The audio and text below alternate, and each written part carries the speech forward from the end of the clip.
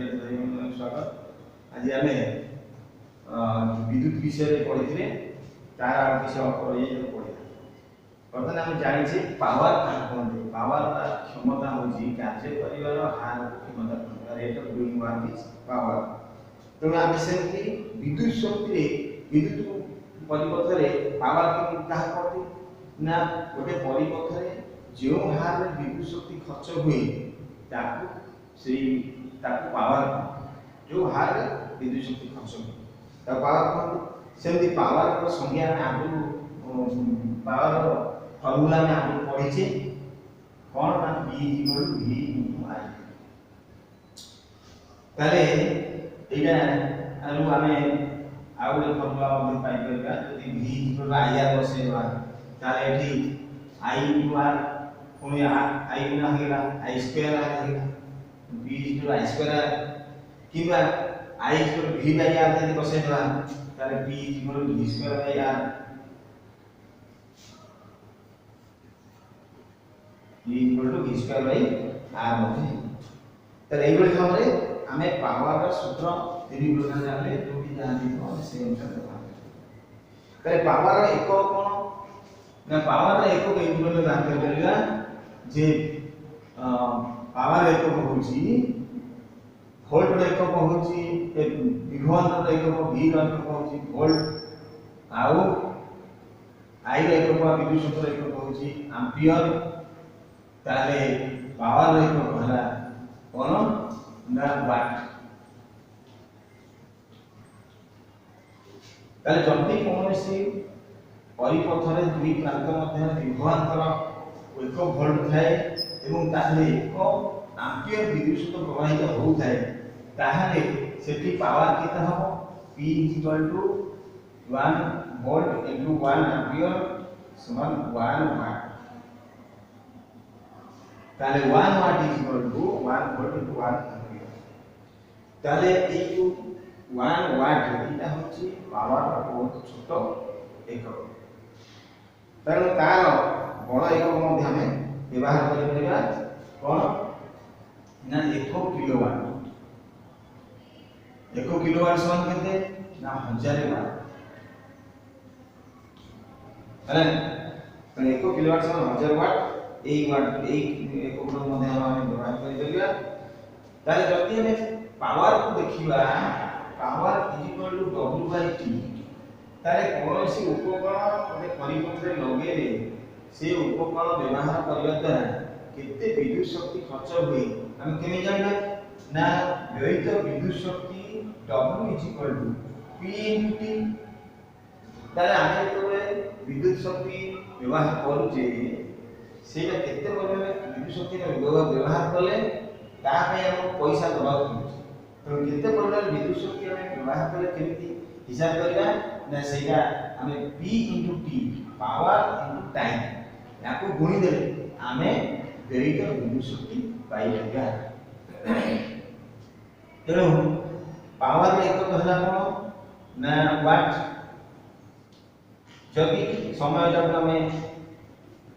Second रे मानबा एटा हला वाट into second ताले वाट इनटू सेकंड हला जूल ताले 1 जूल समान 1 वाट इनटू 1 सेकंड ताले 1 जूल कार्य हवा पई पावर 1 वाट आउ समय 1 सेकंड हले 1 जूल कार्य हो बोले 1 जूल शक्ति में व्यवहार कर ताले एटा बहुत छोट एकक तेणु आमे ताकू तार बड़ एकक की व्यवहार कर परिबा किलोवाट आउ इनटू घंटा एटा हो तार बड़ एकक विद्युत शक्ति रा बड़ एकक हो जोड़े किलोवाट घंटा तार किलोवाट घंटा हो केते ना 1 किलोवाट ता होची 1000 वाट घंटा ता हला 3600 सेकंड समान एला 3600 रे 5टा शून्य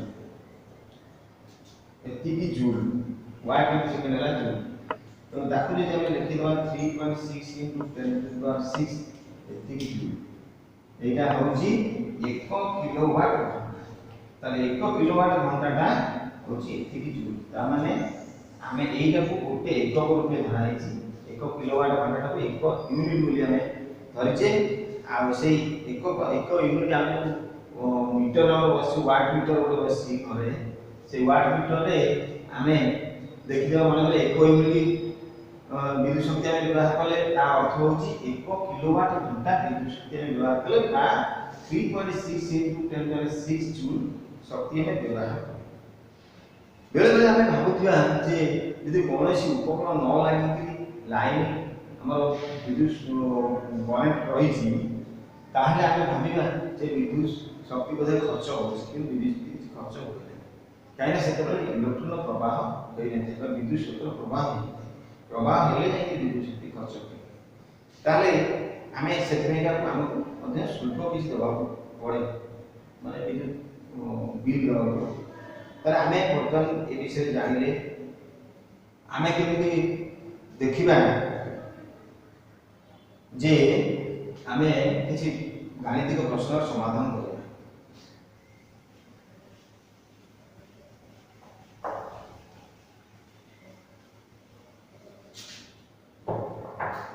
गोटे एग्जांपल देछि पहिले देखिबा 8.15 ले 220 वोल्ट विद्युत लाइन सह संयुक्त गोटे बल्ब रे 0.5 एम्पियर विद्युत प्रवाह हेथिले बल्ब पावर ताले कि जो प्रश्न देइथिबो सेथिरे कोन कोन दत्त अछि हम देखे कोन दत्त अछि ना विभवांतर V दत्त अछि 220 वोल्ट आ कोन दत्त अछि ना I केते परिमाण विद्युत शक्ति प्रवाहित होछि सेटा दत्त अछि 0.5 एम्पियर ताहले पावर केते पचाछि प्रवाह हेले बल्ब जो बल्ब लागि तार पावर केते ताले V V × I हम जानि ये बसे देले V रहिला और I रहिला बसे देले हेगला 110 वाट ताले 110 वाट हेगला कोन से बल्ब का पावर तादे तापर आगे देख देखिबा गोटे 400 वाट रेफ्रिजरेटर दिन को 8 घंटा चले विद्युत शुल्क जदि 1 किलोवाट घंटा पिछा 3 टका हुए तेरे 30 दिन पाई केते टकार शुल्क देबा पड़ियो कोन प्रश्न अछि आम घरे जो जिनिस व्यवहार करूची सेतु हम केते विद्युत शक्ति खर्च करते दिन सेटा मत हम निजे हिसाब कर जानि तार हम से देखिए मतलब एक प्रश्न रे हम सेटा सब बुझिया देइछे ठीक कोन देइछे हम देखिए ए प्रश्न रे देइछे गोटे 400 वाट रेफ्रिजरेटर ता माने रेफ्रिजरेटर नो पावर देइछे P इक्वल टू 400 वाट तापरे दिन को 8 घंटा चले ताले दैनिक से 8 घंटा समय हला T हला केते ना 8 आवर दैनिक तेणु मास को केते से पचारिछि 30 दिन रे केते खर्च हो 30 दिन रे केते खर्च हो ना गुणन 30 समान हे गला 240 घंटा तामे मास को से 240 घंटा चले T हला 240 ताले यूनिट पिछा किलोवाट पर किलोवाट इनटू घंटा किलोवाट इनटू घंटा पिछा होची 3 टका तमे 1 यूनिट को 3 टका खर्च होते ताले हमें विद्युत शुल्क केते दो ताले एई रकम किलोवाट होगा किलोवाट बदले 1000 रे भरि दो 2 भी होतो 5 किलो ताले हमें देखियो बर्तन हमर दरकार कोन ना विद्युत शक्ति केते खर्च होछि ताले विद्युत शक्ति W equal to P * T equal to P हला कि 2.5 किलोवाट इनटू समय हला 240 घंटा एई जे हम पकेइ दवा 5 4 20 40 96 किलोवाट आवर एति की विद्युत शक्ति हमें खर्च कर 1 किलोवाट इनटू आवर पिछा 3 टका ताले एति की ताले पैसा खर्च हो केते देवा पड़िबो समान केते ना 96 * 3 समान 318 बोले तो 3 27 କଣ 288 ଟଙ୍କା ଆମକୁ ଦବାକୁ ପଡ଼ିବ। ଏଇଭଳି ଭାବରେ ହିସାବ କରିବେ। ତାପରେ ସେଭଳି ଭାବରେ ଆମର କିଛି ପ୍ରଶ୍ନ ଦେଇଛି, ସେ ପ୍ରଶ୍ନର ଉତ୍ତର ଆମେ ପଢ଼ିବା, ପଢ଼ିବାକୁ ଚେଷ୍ଟା କରିବା। ଯଦି କିଛି ଅସୁବିଧା ଥାଏ ଏ କମେଣ୍ଟରେ ଲେଖିଲେ ଆମେ ତାକୁ ପରବର୍ତ୍ତୀ କ୍ଲାସରେ